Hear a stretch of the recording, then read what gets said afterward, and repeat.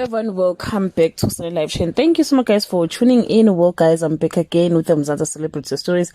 And namhlanje sikhuluma ngomkhokha guys. Yay. Waze wedelela unomkhosi. Waze wedelela unomkhosi.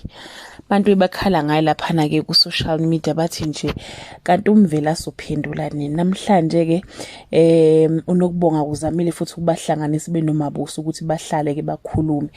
Angazi guys ngophela indoda yakhe yona emncumile yamtshela ukuthi hayihamba mngami ngiyakusupporta kuyona yonke into obuzobuyisho lapho uzobuyisho khona. Wafika ke unomkhosi watshela umabuso ukuthi kwamanje akazazi nokuthi uthini kumamzobe nomuthi mamkhulu nomuthi step mother because uma wakhe walala nomyeni kadade wabo wabuya amtshela ukuthi nakumanje uthi uma ungena endlini banguyihenga. Hayibo guys, hayibo wazwa even nomkhosi angiyazi mina lento.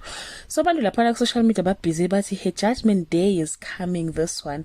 Omunye uthi umthembu must strike and deal with Khulekani by taking nomkhosi's life.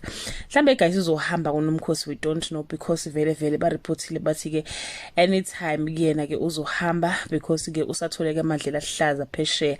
Asazi noma mhlawumbe ukhulekani uyoshaja nokubonga yini asazi kodwa nje lapho ayophendula khona umvelase koqhuma nhlamvana ezinye ke ziyofekela bathi abanye ke wenza kahle khona bezoye kulokho bemncenga akakhulume kakhulu ngempela bezomyeka isidina. Mina ke bengizomshanga imbulale ukuba besho kimi bengizombulala nje unomkhosi.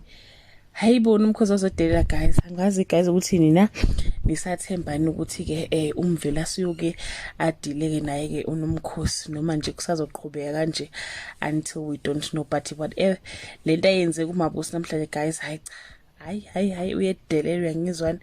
That brings us to the end of this video. Do leave your comment below and share your opinion. Bye.